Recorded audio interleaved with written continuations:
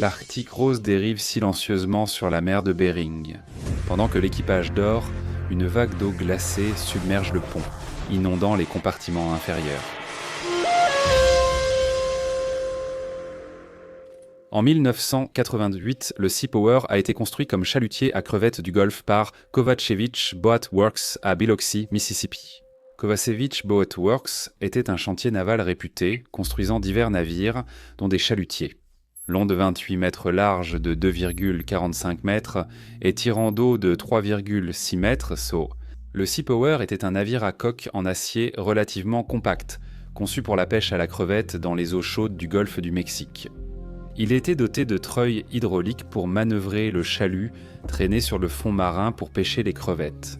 Le Sea Power avait les atouts requis pour la pêche côtière, mais était prévu pour naviguer dans des eaux peu profondes et calmes près du port. Il pouvait ainsi décharger rapidement sa prise et repartir en mer.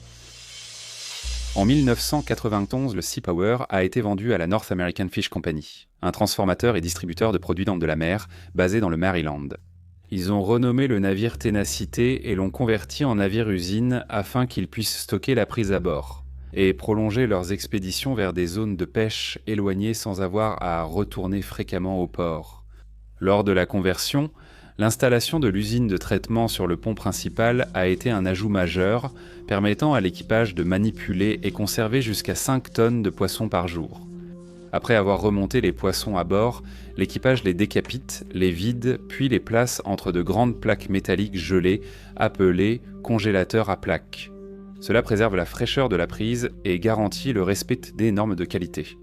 Grâce à une capacité de stockage frigorifique de 80 tonnes, l'Arctic Rose pouvait conserver sa prise durant de longues périodes de pêche.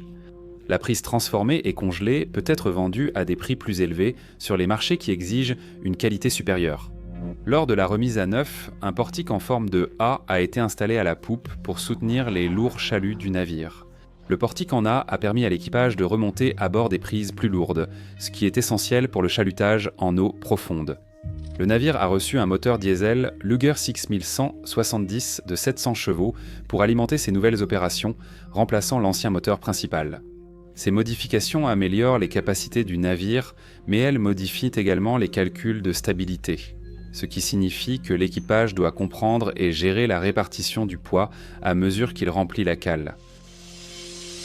Au cours des 8 années suivantes, le navire Tenacity opère au large des côtes du Maryland, à mi-chemin de la côte Est, bien loin des souvenirs des eaux chaudes du golfe du Mexique. Un membre d'équipage de cette période se souvient de l'eau qui entrait par le presse-étoupe de l'arbre d'hélice, là où l'arbre sort de la coque vers l'eau. La fuite a inondé la cale du congélateur. Les pompes de puisard, obstruées par des débris de poissons, ont dû être rapidement débouchées par l'équipage. En 1999, le Tenacity a été vendu à Arctic Sol Seafoods à Seattle, spécialisé dans les espèces de grande valeur comme la limande à queue jaune, présente en mer de Bering et dans le golfe d'Alaska. Particulièrement prisé sur les marchés asiatiques, le Tenacity a été renommé Arctic Rose et amené à Washington pour opérer dans sa nouvelle flotte Onus. Début janvier 2001, l'Arctic Rose se prépare pour sa prochaine saison de pêche dans les eaux froides et isolées de la mer de Bering. Le 13 janvier, il quitte Seattle, chargé de provisions avec du matériel remis à neuf et un équipage de 15 marins.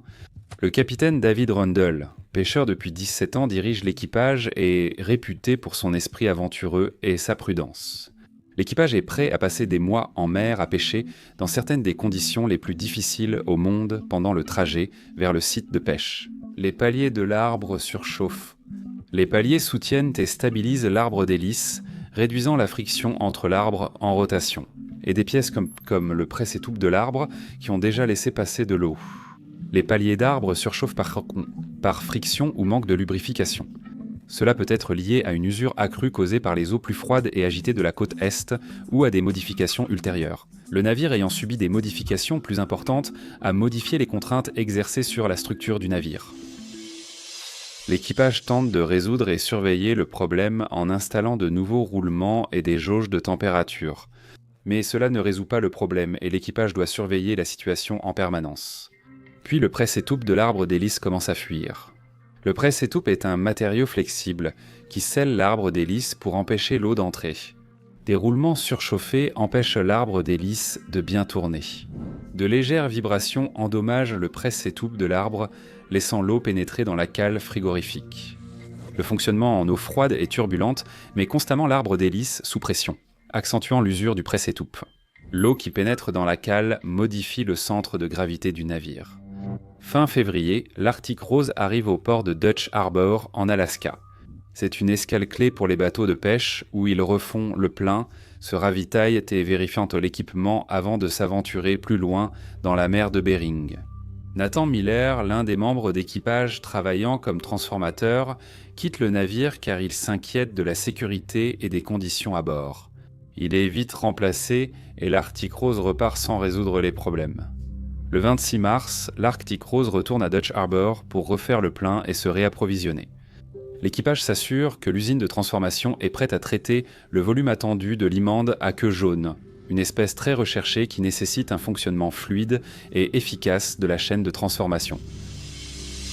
Le 30 mars, l'Arctic Rose quitte Dutch Harbor et se rend à l'île Saint-Paul où il fait le plein de carburant. Cette île isolée est l'un des derniers avant-postes avant l'océan Arctique. Elle est le dernier point de rassemblement avant que l'équipage ne se rende au canyon Zemchug, prisé pour le Flathead Sol. Dans la zone de traitement, l'équipage veille au bon fonctionnement des congélateurs à plaques, en prévision d'une saison intense et d'un fort volume de poissons à traiter et congeler. Alors que la pêche commence, l'endurance de l'équipage et la résistance du navire sont testées lorsque l'Arctic Rose s'éloigne du rivage et affronte des conditions météorologiques plus difficiles. Avec la température de la mer de Bering proche du point de congélation, il y a un risque élevé d'hypothermie pour toute personne exposée à l'eau. L'équipage garde ses combinaisons d'immersion à portée de main au cas où les fuites provenant du presse-étoupe s'aggraveraient. Ces combinaisons étanches sont spécialement conçues pour les protéger dans l'eau glaciale et augmenter leurs chances de survie. Espérons que ce soit assez longtemps pour que les secours arrivent, mais là où ils vont, il faudrait des heures pour les atteindre. Et même avec une combinaison d'immersion, ils ne tiendront pas plus de 6 heures dans l'eau. Ils ont aussi un radeau de sauvetage pour 20 personnes fixées sur le pont, prêt en cas d'urgence. L'Arctic Rose doit aussi faire face aux vents violents que la mer de Bering connaît souvent au printemps. Ces vents créent des vagues pouvant atteindre 5 mètres de haut, ce qui complique encore la manipulation des équipements lourds, le trosselet de sur le pont. Les basses températures, les vents violents et la mer agitée provoquent des embruns qui gèlent sur le navire.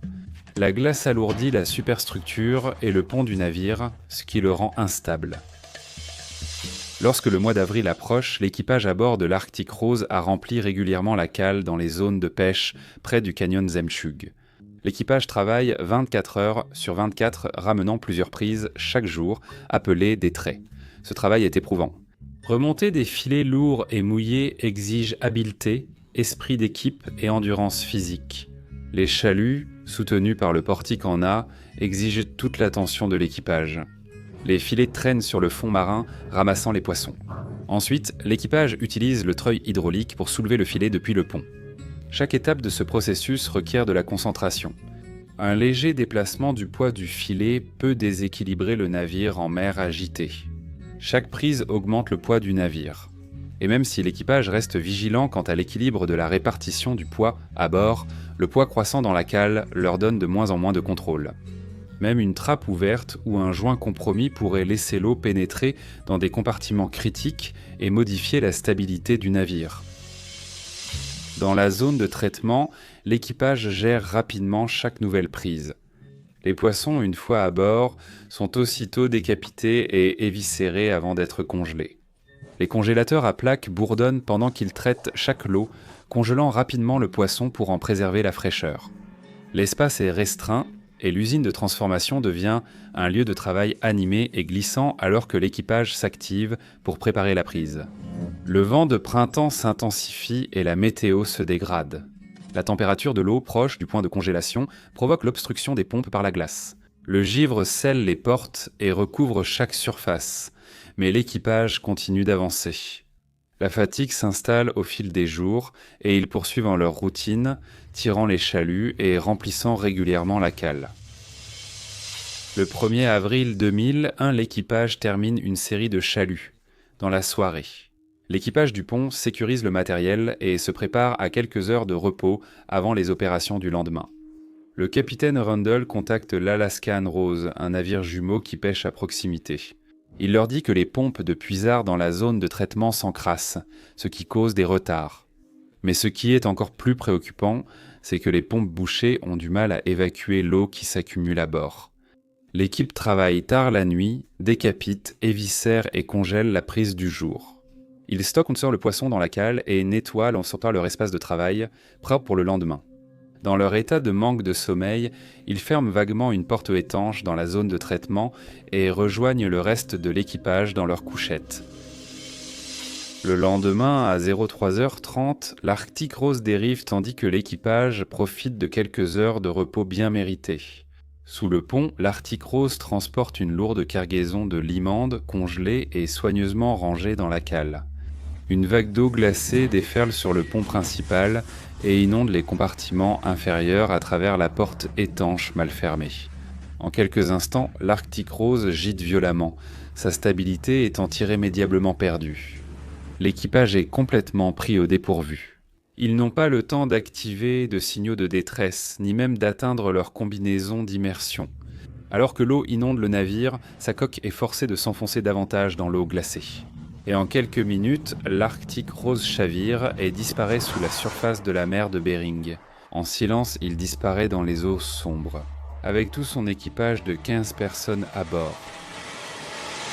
À 03h35, quelques minutes après que l'Arctic Rose ait sombré sous la ligne de flottaison dans la mer de Bering, une balise de détresse, radiobalise de localisation d'urgence, ou radiobalise de localisation d'urgence, transmet un signal depuis la dernière position connue du navire.